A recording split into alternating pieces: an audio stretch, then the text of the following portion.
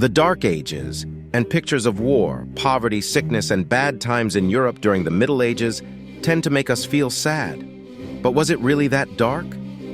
Is there more to it than this, or are we wrong?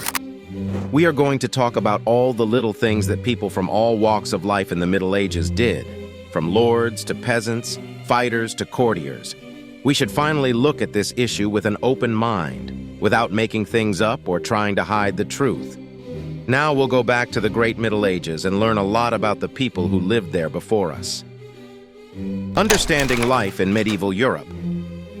Most people agree that Europe's Middle Ages happened between about the 5th century AD and the 15th century AD. Different places saw its fall at different times, but around the 15th century, the Renaissance and the famous Age of Discovery began to take over, and people's lives began to dramatically improve all over Europe.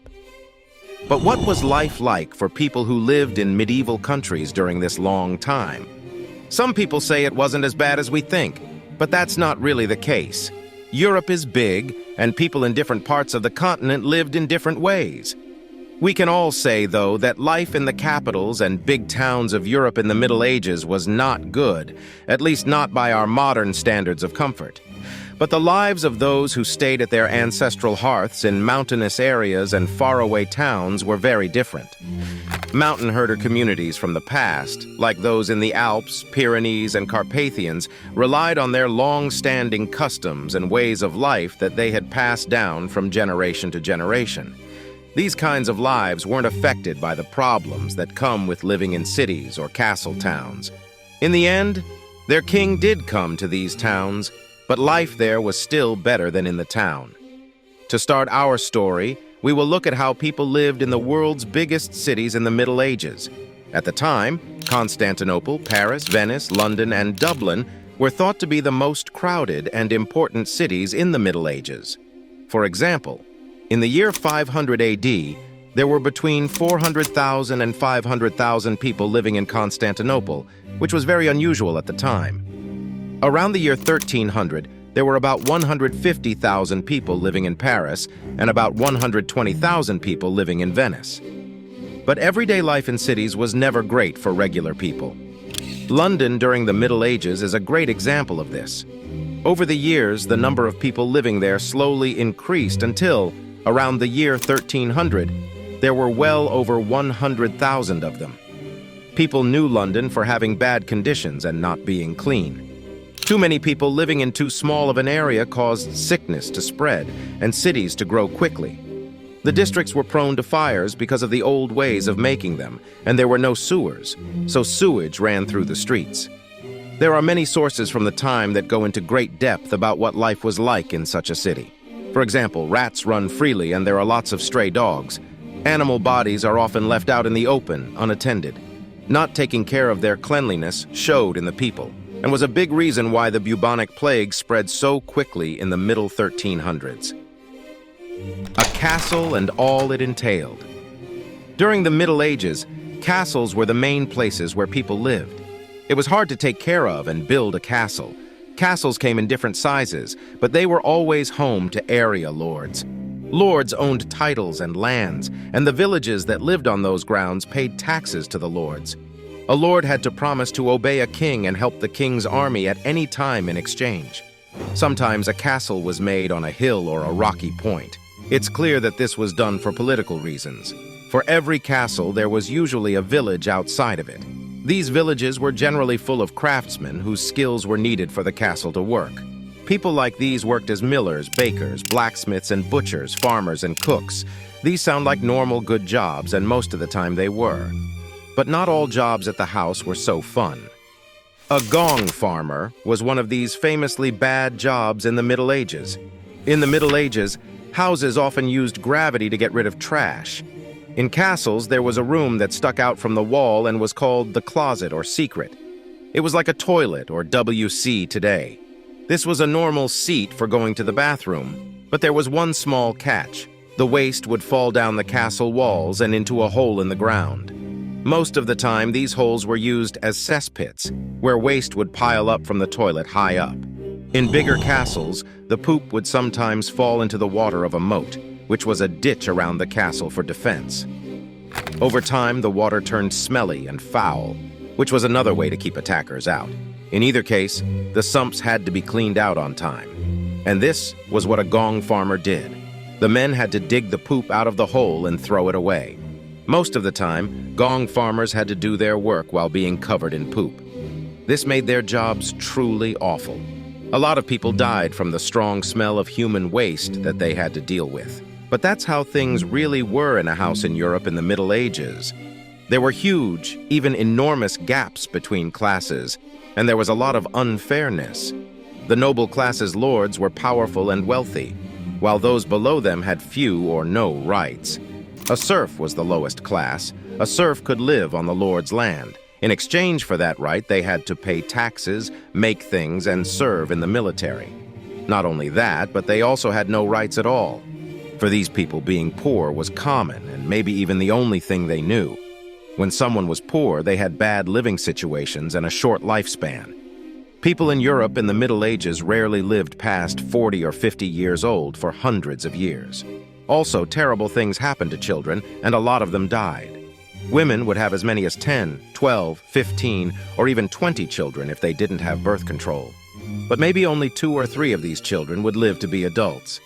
From this, we can figure out that parents were probably not as affected by these events because they were just part of life. But, as we already said, there was a lot of unfairness in the Middle Ages, mostly because of huge differences in class. The nobles often ate whatever they wanted, while the peasants only ate what they needed.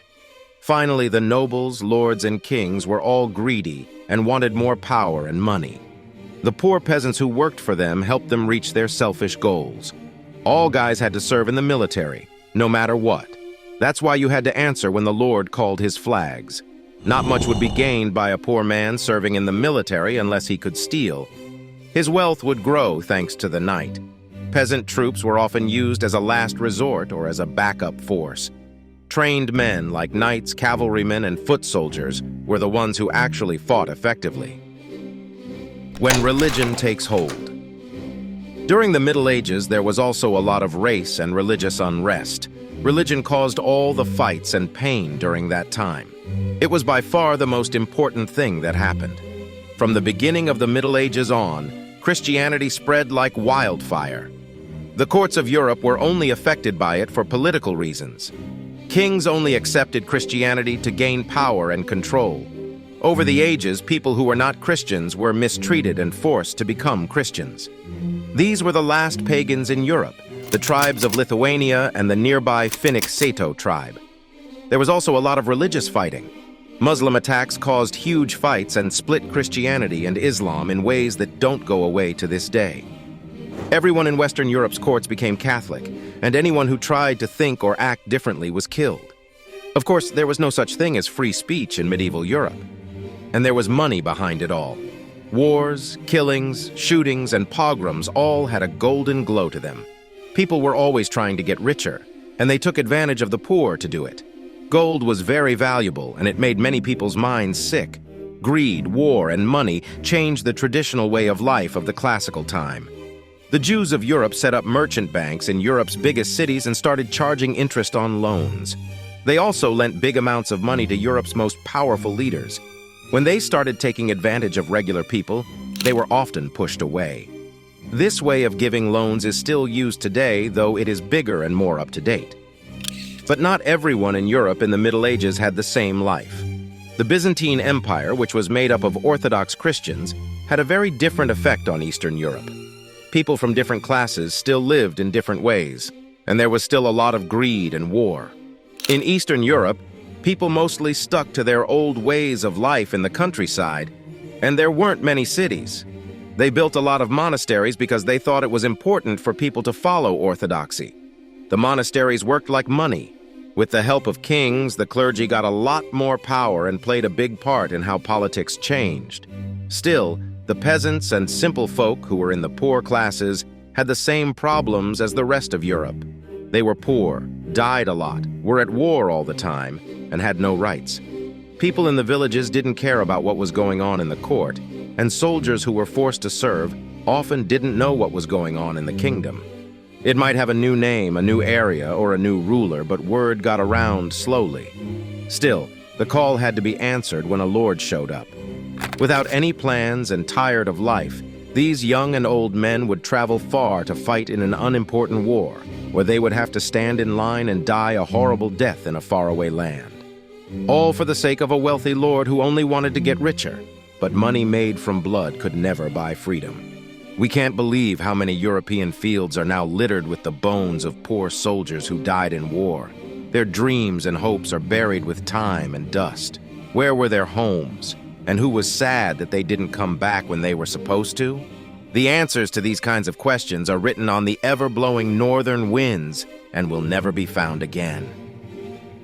So, how was life in medieval Europe? Now that the movie is over, we finally know the answer. Life in medieval Europe was not at all pleasant. Death was around every corner and came in many nasty forms that were all cruel and out of the blue. People had to accept injustices and carry yokes their whole lives. "I have no mouth, and I have to scream," is an old proverb that fits life in the Middle Ages very well. The only thing left for people like us who live in the 21st century is to be grateful for everything we have, because what we have is 1,000 times better than what our ancestors had, no matter how little we have, 1,000 times more. We hope you like this video, subscribe to the channel if you're a history addict, and please let us know about what civilization or time period we should talk about. Also, watch another video here.